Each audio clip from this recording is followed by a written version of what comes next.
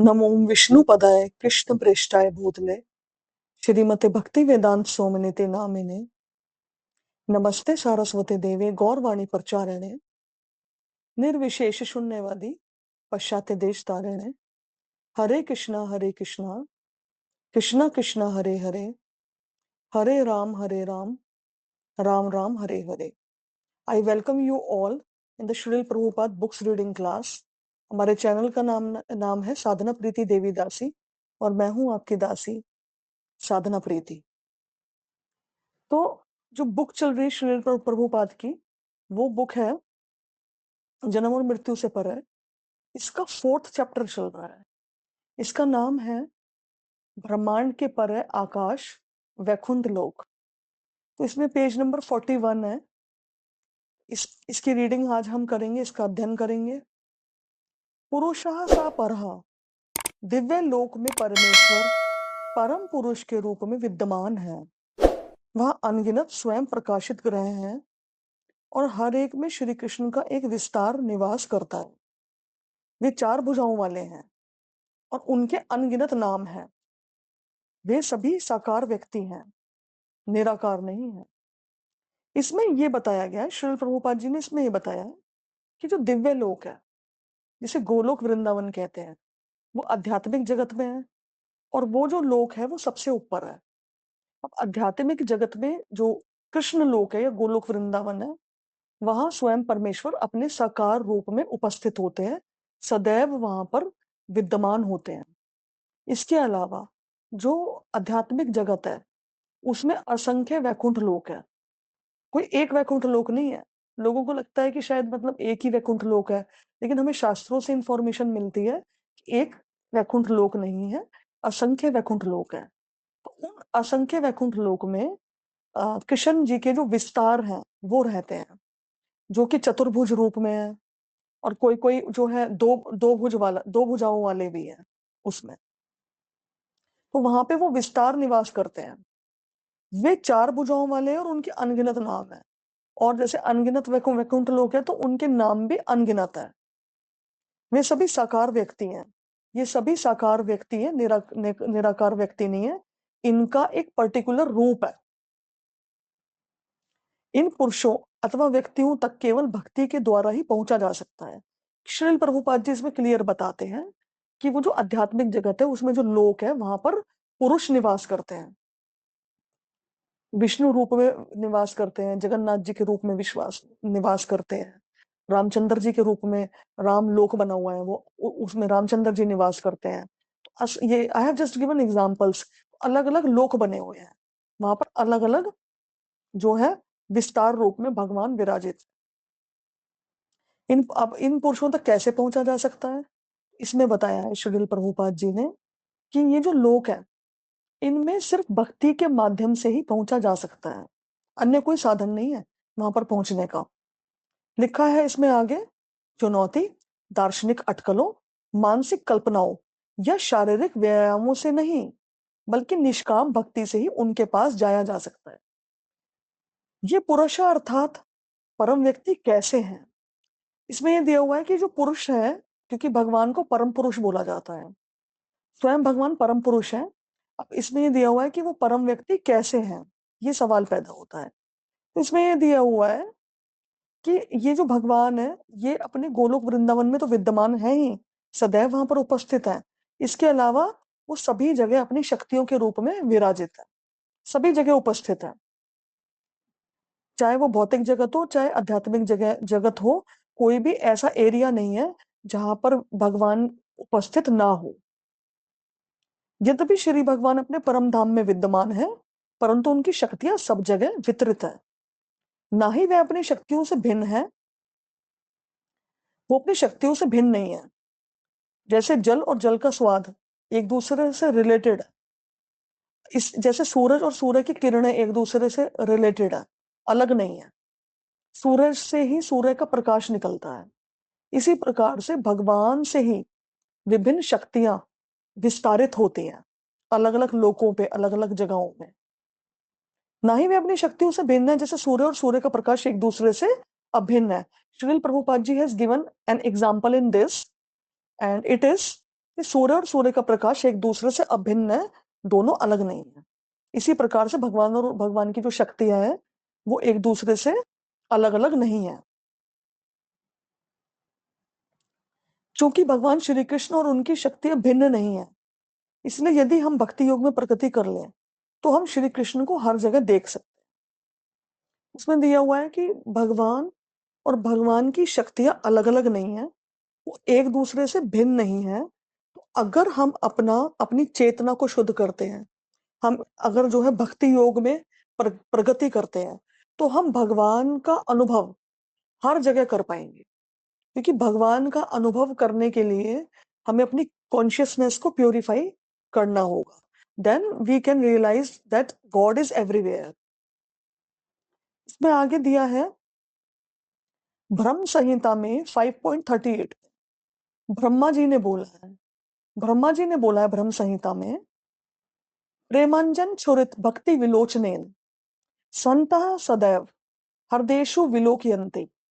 इसका मीनिंग है, मैं आदि पुरुष गोविंद की पूजा करता हूं, जिन्हें उनके अनन्य भक्त, जिनकी आंखों में श्री भगवान के प्रेम का काजल लगा होता है, सदा अपने हृदय में देखते हैं।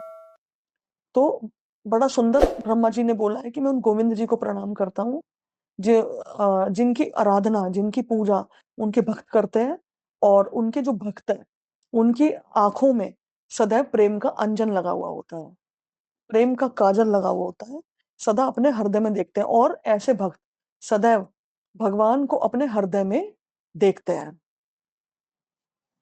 जो श्री भगवान के प्रेम से परिपूर्ण होते हैं वे उन्हें निरंतर अपने समक्ष देखते हैं। ऐसा नहीं है कि कल रात्रि को हमने श्री भगवान को देखा और अब वे उपस्थित नहीं है। नहीं, जो कृष्ण भावना भावित हैं उनके लिए श्री कृष्ण सदैव उपस्थित हैं और लगातार देखे जा सकते हैं। हमें केवल उन्हें देखने के लिए अपनी आंखें विकसित करनी है। इसमें ही बताया गया है कि जो श्री भगवान से प्रेम करते हैं, वास्तव में जो भक्ति योग की प्रैक्टिस करते हैं, वो सदैव सदैव अपने हृदय में भगवान का चिंतन करते हैं, भगवान का स्मरण उन्हें बना रहता है, और वो भगवान को हर समय याद रखते हैं और हर जगह पर वो भगवान को देखते हैं। ऐसा नहीं है कि कल रात को भगवान को रियलाइज किया था, भगवान की उपस्थिति को महसूस किया था, लेकिन अब भगवान है नहीं, ऐसा नहीं है।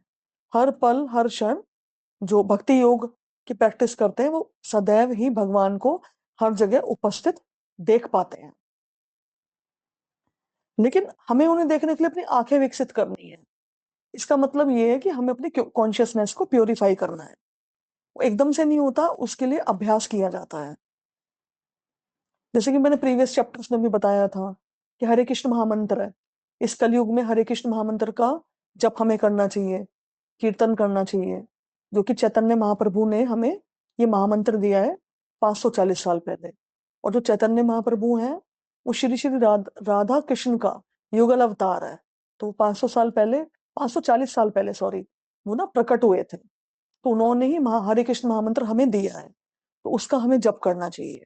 और जब हम चैंटिंग करते हैं जप का, तो हमारा जो कॉन्शियसनेस है, जो हमारा हृदय है, जो हमारा मन है, वो धीरे धीरे करके प्योरीफाई होता चला जाता है।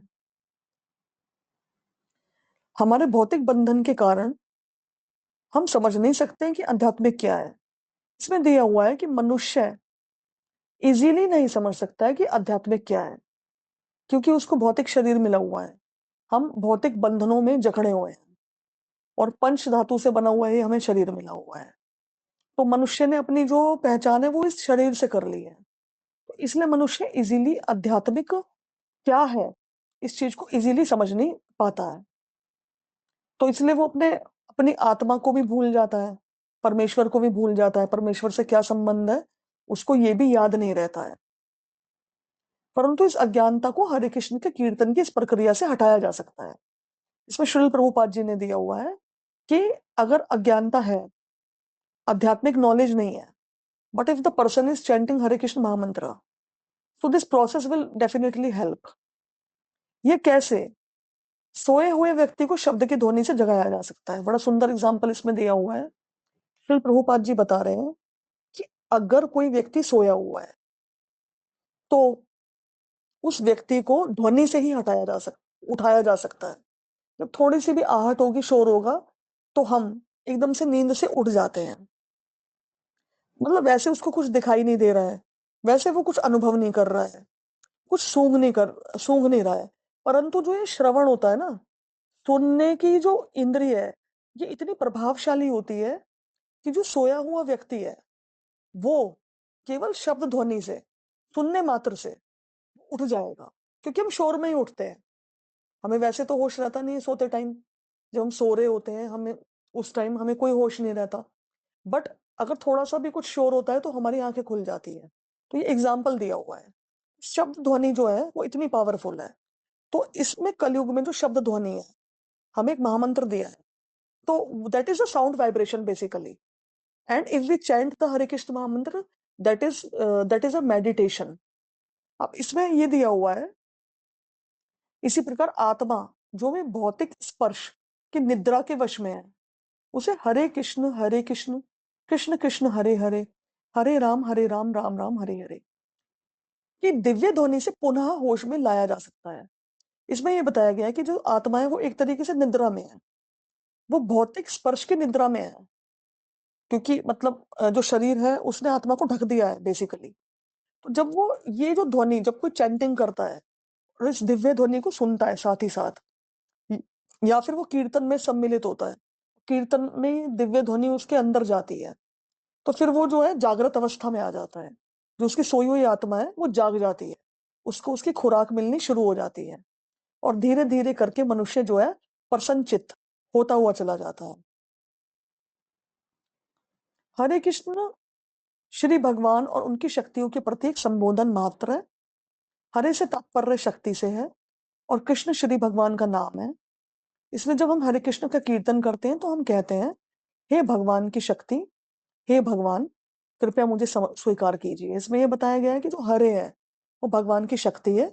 उसमें मीनिंग बताया गया है कि जब हम हरे कृष्ण महामंत्र का जप करते हैं तो हम बेसिकली बोलते क्या है, हम बोलते हैं, हम ये संबोधन करते हैं।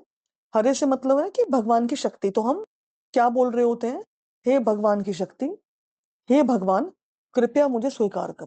इसका मीनिंग ये है, जब हम चैंटिंग करते हैं तो इसका मीनिंग ये है कि मैं जैसा भी हूं, मैंने बहुत अपराध किए हैं, मेरे से पाप भी बहुत हुए हैं, लेकिन मैं जैसा भी हूं आपका हूं।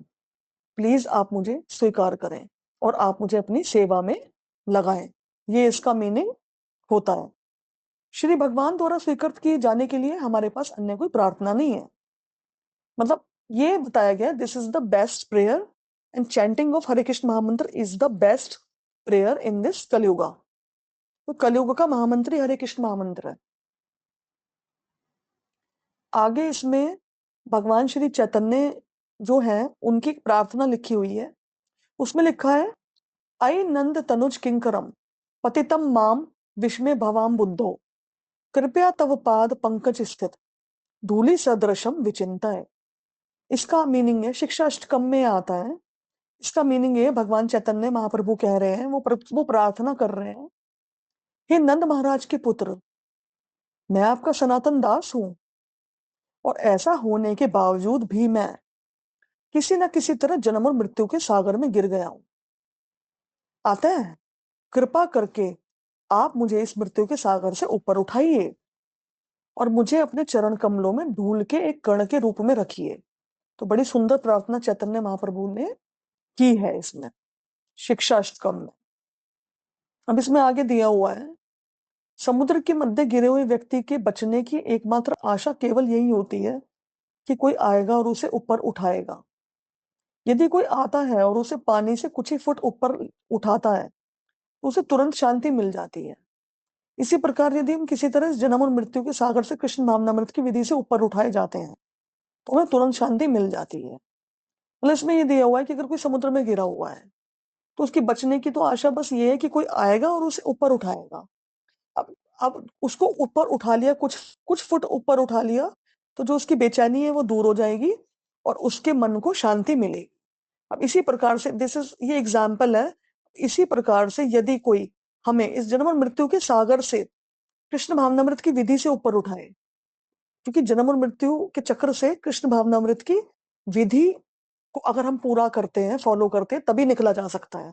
तो अगर हम इसको फॉलो कर रहे हैं तो हमें तुरंत शांति मिल जाएगी, तो हमारे आत्मा को, हमारे मन को तुरंत शांति मिलेगी और हम उसका अनुभव कर सकते हैं।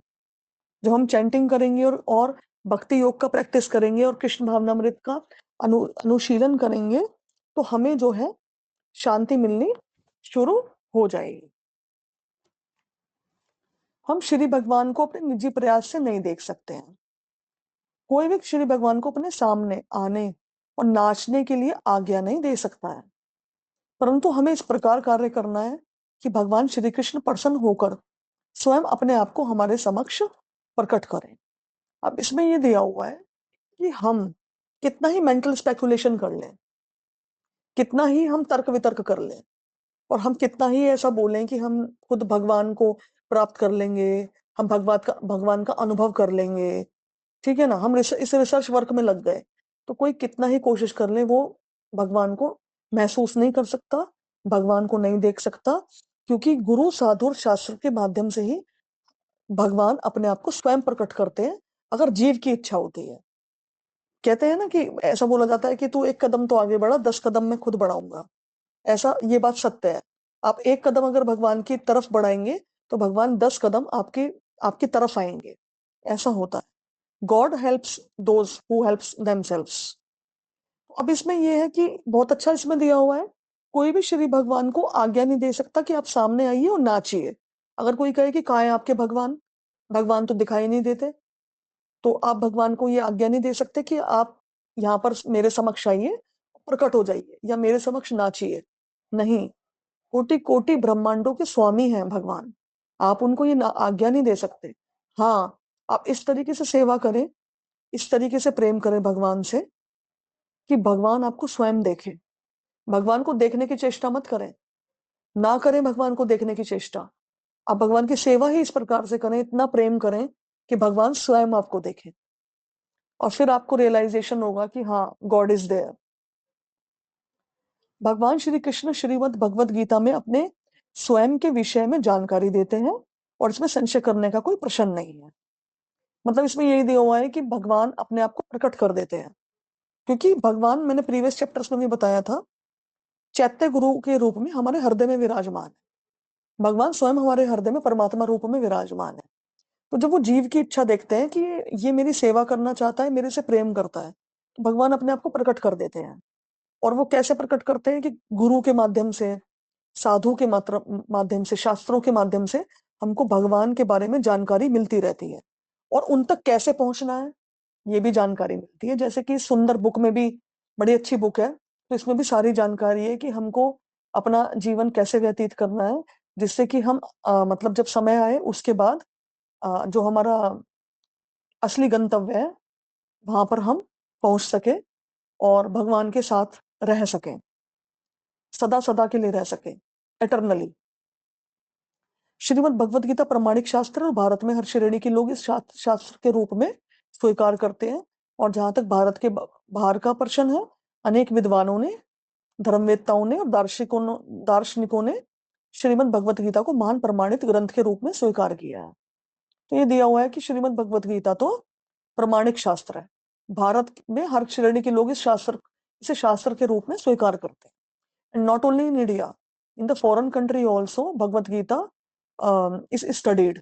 Even in नीदरलैंड कंट्री में जो स्कूल्स हैं, वहां पर भगवद गीता की जो एजुकेशन है वो कंपलसरी हो चुकी है ऑलरेडी। श्रीमद् भगवद गीता की प्रमाणिकता के बारे में कोई प्रश्न नहीं है। इसमें आगे दिया हुआ है, प्रोफेसर एल्बर्ट आइंस्टाइन जैसे महान वैज्ञानिक भी नियमित रूप से श्रीमद् भगवद गीता का पाठ करते थे। Even Albert Einstein used to study Bhagavad Gita. तो ये बाहर के फॉरेन कंट्रीज में भी पढ़ी जाती है।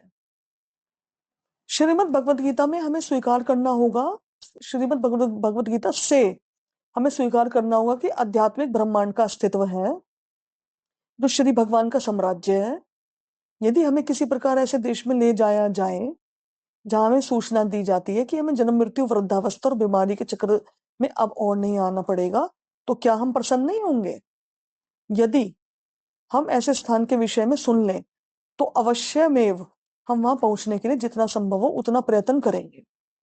इसमें ये दिया हुआ है कि श्रीमद् भगवत गीता से हमें पता चलता है कि आध्यात्मिक ब्रह्मांड ऑलरेडी है, आध्यात्मिक जगत है। ये हमें सारी जानकारी भगवत गीता से मिलती है। अब इसमें ये दिया हुआ है कि श्री भगवान का अपना एक साम्राज्य है। यदि हमें किसी अब इसमें आगे दिया हुआ है एग्जाम्पल कि अगर हमें ये पता चल जाए कि एक ऐसा देश है, एक ऐसा कंट्री है जहां पर जन्म मृत्यु और वृद्धावस्था और बीमारी है ही नहीं, हम इस चक्र से छुट जाएंगे। तो हमें वहां के बारे में अगर पता चलेगा तो क्या हम प्रसन्न नहीं होंगे? और हमने अगर ऐसे गंतव्य के बारे में सुन लिया तो वहां पर हम जाने का भी प्रयास करेंगे कि भाई अगर हम वहां चलेंगे हमें बीमारी ही नहीं होगी, हमें बुढ़ापा ही नहीं आएगा, हमारी मृत्यु ही नहीं होगी। तो हम ऐसी जगह पर जाने के लिए तो प्रयास करेंगे ही करेंगे, प्रयत्न करेंगे। और इसमें आगे दिया हुआ है कोई वृद्ध होना नहीं चाहता है, कोई मरना नहीं चाहता है। निसंदेह जो जगह इन दुखों से मुक्त हो, हमारी हार्दिक इच्छा वहां जाने की ही होगी। जहां पर ये दुख नहीं है तो वहां पर तो हम जाना ही चाहेंगे। हम इसे क्यों चाहते हैं? क्योंकि हमें अधिकार है, हमारा विशेष अधिकार है कि हम ऐसा चाहें। हम ऐसा चाहते क्यों है कि जन्म मृत्यु जरा व्याधि से हमें मुक्ति मिल जाए? क्योंकि ये हमारा अधिकार है, क्योंकि हमारा असली जो अस्तित्व है वो ये है कि हम एक शाश्वत आत्मा है। आगे इसमें दिया हुआ है हम सनातन हैं, आनंदमय हैं और ज्ञान से परिपूर्ण। जो आत्मा होती है वो सनातन होती है, that is eternal, that is immortal. आनंदमय है, सदैव वो आनंद में रहती है आत्मा। और ज्ञान से परिपूर्ण होती है, उसे पूर्ण ज्ञान होता है भगवान के विषय में और अपने खुद के विषय में। परंतु इस भौतिक बंधन में फंस जाने से हम अपने आप को भूल गए हैं। अब आत्मा तो सनातन है, आनंदमय है, ज्ञान ज्ञान से परिपूर्ण है, लेकिन भौतिक बंधन में पड़ गई है वो। तो फिर वो जो है अपने आप को जो है हम अपने आप को भूल जाते हैं। इस भौतिक बंधन के कारण ही हम भूल जाते हैं, अपने असली अस्तित्व को भूल जाते हैं। कहने का तात्पर्य ये है। अतः श्रीमद् भगवत गीता हमें अपने मूल स्वरूप को जागृत करने का लाभ देती है। श्रीमद् भगवत गीता तो हमें पढ़नी चाहिए। तो वो हमें जो हमारा मूल स्वरूप है उसको जागृत करने का लाभ देती है। हम अपने मूल स्वरूप यानी कि जो ट्रू आइडेंटिटी है उसको हम पहचान जाते हैं भगवत गीता से। पहले ये मेरा अपना पर्सनल एक्सपीरियंस है। जब मैंने भगवत गीता पढ़ी थी तो मैं मतलब सोच में पड़ गई थी। और मैं इस सोच में पड़ गई थी कि मतलब हम ये शरीर नहीं है और हमारी ट्रू आइडेंटिटी ये है कि हम एक आत्मा है। तो कई दिन तक मैं ये सोचती रही, गहरे चिंतन में चली गई थी कि मतलब I it was surprising for me to know कि हमारी ट्रू आइडेंटिटी क्या है। और क्योंकि जो स्कूल्स हैं, कॉलेजेस हैं, उसमें ठीक है Hindi, English, math, science, commerce ये सब तो पढ़ाया जाता है, लेकिन जो हमारी ट्रू आइडेंटिटी है इसके बारे में कुछ भी नहीं बताया जाता। तो जब मैंने अपना कॉलेज भी कर लिया था, मैंने अपना एमबीए भी पूरा कर लिया था, so I was working somewhere in a college, I was working in a college. तो मैंने उस टाइम भगवत गीता पढ़ी थी। जब भगवत गीता मैंने सर्वप्रथम पढ़ी और जब उसके बारे में पता चला, ट्रू आइडेंटिटी के बारे में कि हम एक शाश्वत आत्मा है, मेरे लिए बड़ा सरप्राइजिंग था। तो मैं सोच में पड़ गई थी। तो इसमें आगे ये दिया हुआ है पेज नंबर 46 में, इस प्रकार जो दिव्य पद पर स्थित हो जाता है वह तुरंत परम ब्रह्म का अनुभव करता है। वह ना तो कभी शोक करता है, ना किसी वस्तु को पाने की आकांक्षा करता है। वह प्रत्येक जीव पर संभाव रखता है। उस अवस्था में वह मेरी शुद्ध भक्ति को प्राप्त करता है। ये भगवत गीता का श्लोक है बेसिकली, कि जब मनुष्य दिव्य पद पर स्थित हो जाता है तो वो परम ब्रह्म का अनुभव करता है, भगवान का अनुभव करता है। और साथ ही साथ ये दिया हुआ है कि वो कभी शोक नहीं करता, शोक नहीं करता है। उसे पता है कि सुख और दुख तो सुख और दुख का तो जो चक्र है वो तो चलता रहता है। और वो किसी पर्टिकुलर वस्तु के पाने की आकांक्षा भी नहीं करता, ज्यादा ललायत नहीं रहता है। भोग विलास के जीवन के लिए वो ज्यादा ललायत नहीं रहता, बस ये है उसका कि अपनी आवश्यकताएं पूरी होती रहे, ज्यादा उसको दिखावा वगैरह ये सब नहीं करना होता। अब ये है कि वह प्रत्येक जीव पर संभाव रखता है, सबको समान दृष्टि से देखता है, उस अवस्था में वो मेरी शुद्ध भक्ति को प्राप्त करता है। तो वो हर मतलब कहने का मतलब ये है कि जो आत्मा है हमारे हृदय में विराजमान है, वही आत्मा सेम टू सेम ऐसी ही आत्मा एक चींटी के अंदर भी होती है, एक हाथी के अंदर, गाय के अंदर, एक ब्राह्मण के अंदर भी वही आत्मा होती है। ऐसा जो व्यक्ति होता है वो सबको समभाव दृष्टि से देखता है और वो उसके अंदर क्रुएल्टी भी नहीं होती और वो किसी के प्रति हिंसा भी नहीं कर सकता।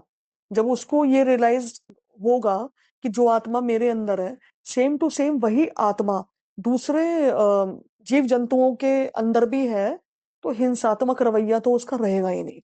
दया का भाव तो उसके अंदर आएगा ही आएगा और वो भगवान की शुद्ध भक्ति में दृढ़ हो जाता है। इस अवस्था को प्राप्त करके भगवान की शुद्ध भक्ति ऐसा मनुष्य करता है जिसने भक्तिमय जीवन में प्रगति कर ली है और जो भगवान श्री कृष्ण की सेवा का आनंद ले रहा है, भौतिक आनंद से स्वयं ही विरक्त हो जाएगा। भक्ति में किसी के तल्लीन रहने का लक्षण ये है कि वे श्री कृष्ण से पूर्ण रूप से संतुष्ट है।